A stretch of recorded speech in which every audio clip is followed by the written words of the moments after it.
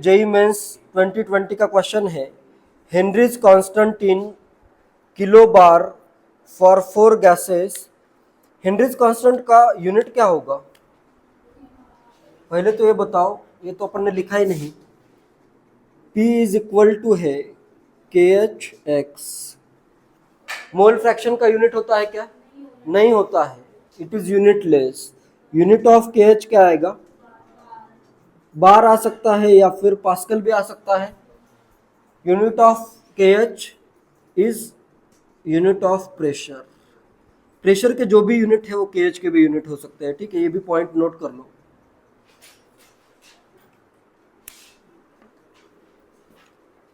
यहाँ पे किलो बार में वैल्यूज गिवन है। Henrys constants in kilo bar for 4 gases alpha, beta, gamma and delta in water at 298 kelvin is given below. 4 gases है और KH की value kilo बार में given है। Next, density of water 1000 kg per meter cube at 298 Kelvin. This table implies that A option है alpha has the highest solubility in water at a given pressure. Alpha की solubility highest होगी क्या? KH अगर maximum है तो solubility क्या आएगी? Alpha की लोवेस्ट आएगी, ठीक है। ए रॉन्ग है। B, solubility of gamma at 308 Kelvin is lower than at 298 Kelvin. 308 kelvin पे सोलबिलिटी लोअर होगी as compare to 298 kelvin. Correct है, ज्यादा टेम्परेचर पे सोलबिलिटी कम होगी, तो ये बी करेक्ट है, बी ऑप्शन करेक्ट है। नेक्स्ट सी है, the pressure of a 55.5 molar solution of gamma is 1 bar। 55.5 molar solution का मतलब क्या होता है? 55.5 मोलर सॉल्यूशन का मतलब क्या होता है? 55.5 मोल गैस है, इसमें सॉल्यूट मतलब गैस है, इन 1 kg of water, 1 kg of water H2O। 1 kg of water कितने मोल होता है? 55,000 बाई 18 करोगे तो ये आएगा 55.55। अप्रोक्सीमेटली इतना ही लेना है, ठीक है, इतना आ जाएगा मोल। वाटर के इतने मोल, गैस के भी इतने मोल। मोल फ्रैक्शन कितना होगा? हाफ। गैस का मोल फ्रैक्शन कितना आएगा? हाफ आएगा। सी ऑप्शन में चेक कर रहा हूँ भी, मोल फ्रैक्शन ऑफ गैस कितना आ जाएगा? Half. Pressure is equal to pressure of 55.5 molar solution of gamma is 1 bar आएगा क्या? प्रेशर अगर मैं पुट करूं 1 bar is equal to KH की वैल्यू दी है, कितनी दी है? 2 into 10 to the power -5, 2 into 10 to the power -5 into kilo bar है तो ये किलो कर देता हूँ 10 टू द पावर 3, इतना बार इंटू आएगा मोल फ्रैक्शन। 1 बार पे मोल फ्रैक्शन हाफ नहीं आएगा, ठीक है, कुछ अलग वैल्यू आएगी। इधर इसको लेके जाओ, डिवाइड कर दो। सी ऑप्शन भी रॉन्ग है। क्लियर है, मोल फ्रैक्शन अगर हाफ पुट करते हो तो ये इक्वेट नहीं हो रहा है, अलग प्रेशर अगर होता तो फिर इक्वेट होता है, ठीक है। डी में दिया है, the pressure of 55.5 molar solution of delta is 250 bar. Delta के लिए देखो KH कितना है? 0.5 किलो बार है। डेल्टा के लिए KH 0.5 किलो बार, इसी को मैं क्या लिख सकता हूँ? 500 बार। P is equal to KH mole fraction.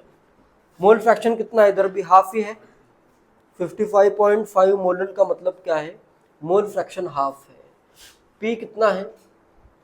250 दिया है, इज इक्वल टू KH कितना है? इन दोनों का यूनिट सेम रखना है, ये भी बार में है, ये भी बार में है, ठीक है। और तुम ठीक है, ये भी बार में और मैं भी। ठीक है, इसका प्रेशर है 250 बार 500 बार, मोल फ्रैक्शन हाफ। क्लियर है? ये मैच हो रहा है। तो डी ऑप्शन भी करेक्ट है, बी ऑप्शन भी करेक्ट है। इसमें ज्यादा करेक्ट कौन सा ऑप्शन होगा?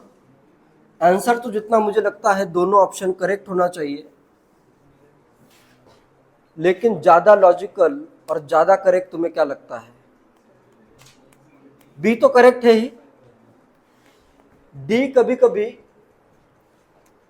इनकरेक्ट हो सकता है, वैसे फॉर्मूला वाइज करेक्ट है, लेकिन एप्लीकेशन में लिमिटेशंस में एक लिमिटेशन क्या आ रहा था? This law is not applicable for very high concentration, या हाई कंसंट्रेशन पे लॉ वैलिड नहीं है। तो आंसर की में तो डी भी दिया है, तो ज्यादा करेक्ट बी है, और फॉर्मूला से अगर देखते हो तो डी भी करेक्ट है।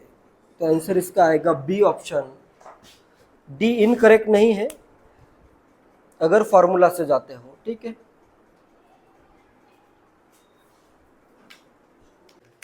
जेई मेंस 2019 का क्वेश्चन है, for the solution of the gases W, X, Y, Z in water at 298 Kelvin, the Henry's law constant KH are 0.5 to 35 and 40 kilobar।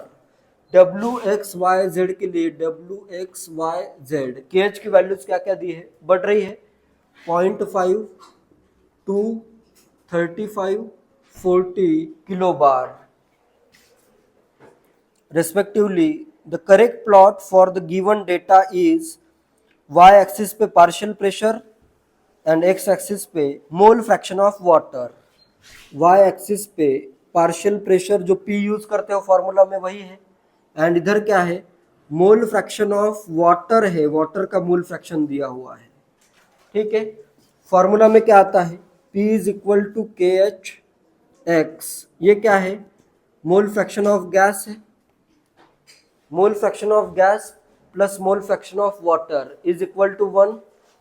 तो यहाँ पे मैं क्या लिखूंगा? Is equal to K H 1 minus mole fraction of water. Clear है? Pressure P is equal to K H minus K H into mole fraction of water. एक value आएगी, slope क्या आएगा उसका?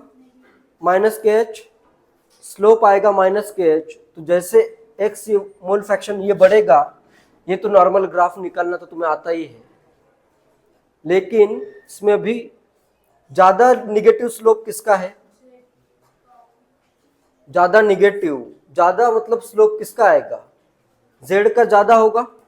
स्लोप मतलब समझ में आ रहा है ना? ज्यादा स्टीपेस्ट कर्व किसका बनेगा? जेड का बनेगा। जेड का कर्व ऐसे डायरेक्टली वैल्यू बहुत जल्दी कम होगी, डब्ल्यू के लिए वैल्यू बहुत कम होगी। क्लियर है ये? तो इसमें करेक्ट ऑप्शन कौन सा है? सी ऑप्शन है। जेड के लिए ऐसे डायरेक्टली बहुत कम वैल्यू दी है, और डब्ल्यू के लिए ऐसी वैल्यू ऐसे दी है। क्लियर है? और सबसे ज्यादा सोलुबल कौन सा है? सबसे ज्यादा सोलुबल W है, तो इसका प्रेशर कम रिक्वायर्ड है। ठीक है, for same mole fraction of water या for same mole fraction W की सोलुबिलिटी मैक्सिमम है, तो उसका प्रेशर की वैल्यू कम आ रही है। ठीक है, क्लियर है? तो ये अपना W है और ये अपना Z है। आंसर आ जाएगा सी ऑप्शन करेक्ट आंसर है। जेईई मेंस 2019 का क्वेश्चन है, which of the following statements regarding Henry's law is not correct? First है different gases have different KH values at the same temperature, correct है। B है the value of KH increases with increase of temperature and KH is function of nature of the gas, correct है ये भी। Temperature बढ़ने पे KH बढ़ता है और KH is function of nature of gas, B भी करेक्ट है। सी है the partial pressure of gas in vapour phase is proportional to the mole fraction of gas in the solution. Correct है, ये तो law ही है, P is directly proportional to X लिखा है, C भी करेक्ट है। और D है higher the value of KH at a given pressure higher is the solubility of gas in liquid. ये इनकरेक्ट है, KH की वैल्यू अगर हायर है तो सोल्युबिलिटी क्या होगी उसकी, लोअर होगी। ठीक है, डी आंसर आएगा इसका। ठीक है, जेईई मेंस 2016 का क्वेश्चन है the solubility of N2 in water at 300 kelvin and 500 torque partial pressure is 0.01 gram per liter. The solubility in gram per liter at 750 torr partial pressure is। तो इसमें देखो solubility क्या होगी, directly proportional to pressure आएगा। ठीक है, solubility is directly proportional to partial pressure, होगा या नहीं। इसमें देखो लो मतलब कंसंट्रेशन इसका लो है तो मोल फ्रैक्शन को मैं डायरेक्टली मास से रिलेट कर सकता हूँ। ठीक है, ज़्यादा मोल फ्रैक्शन मतलब ज़्यादा मोल्स तो ज़्यादा मास, ये डायरेक्टली प्रोपोर्शनल अगर मैं करूँ 500 टॉर पे आता है 0.01 ग्राम डिजॉल्व हो रहा है। प्रेशर अगर मैं करूँ 500 टॉर तो इधर डिजॉल्व हुआ 0.01 ग्राम। प्रेशर अगर मैं बढ़ाऊँ तो वैल्यू भी बढ़ेगी, 750 के लिए वैल्यू कितनी आएगी, x कर दो, 1.5 टाइम्स हुआ इधर तो इधर भी क्या आएगा 1.5 टाइम्स, तो x की वैल्यू आएगी 0.015 ग्राम पर लीटर। आंसर आएगा डी ऑप्शन।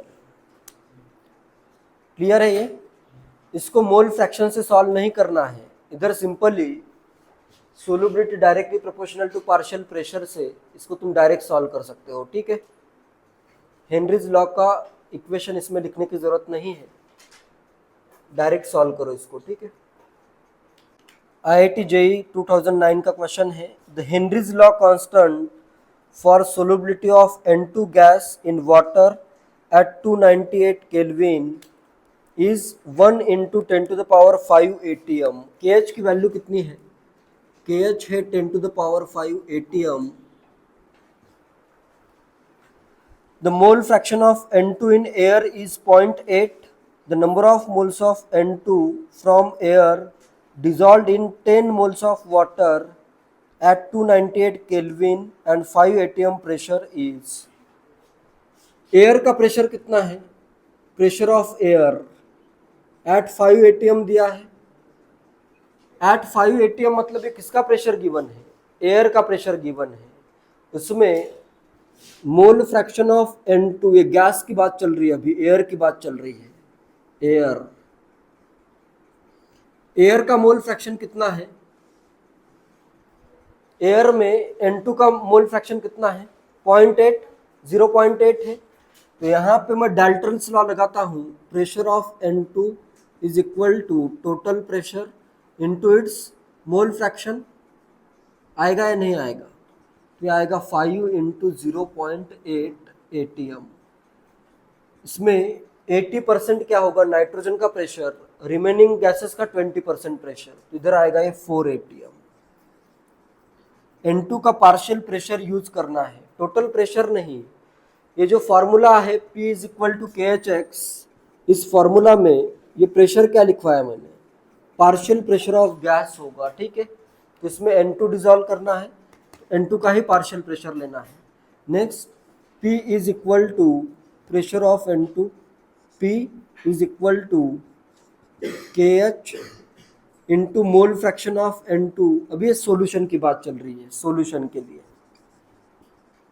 सॉल्यूशन में P is equal to KH कितना है 10⁵ is equal to mole fraction of N2 है। क्लियर है ये, मोल फ्रैक्शन ऑफ N2 कितना आएगा 4 × 10⁻⁻5 is equal to number of moles of N2 divided by number of moles of water plus number of moles of N2 is equal to, देखो इसमें water के दिए हैं 10 मोल, ये अगर 10 मोल है, ये वैल्यू बहुत स्मॉल है, तो ये भी वैल्यू बहुत स्मॉल है, तो इसको मैं क्या लिखूंगा, 10 लिखूंगा।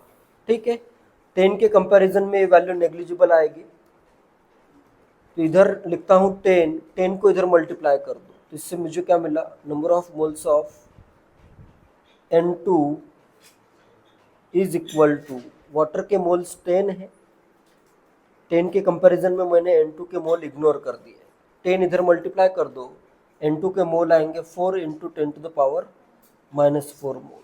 10 के कंपैरिजन में, 10 मोल के कंपैरिजन में नेग्लिजिबल वैल्यू है, तो नीचे 10 ही आएगा, एक करेक्ट ही अपने एजम्पशन लिया था। ठीक है, आंसर आ जाएगा 4 into 10 to the power -4 mole, A option answer होगा। ठीक है।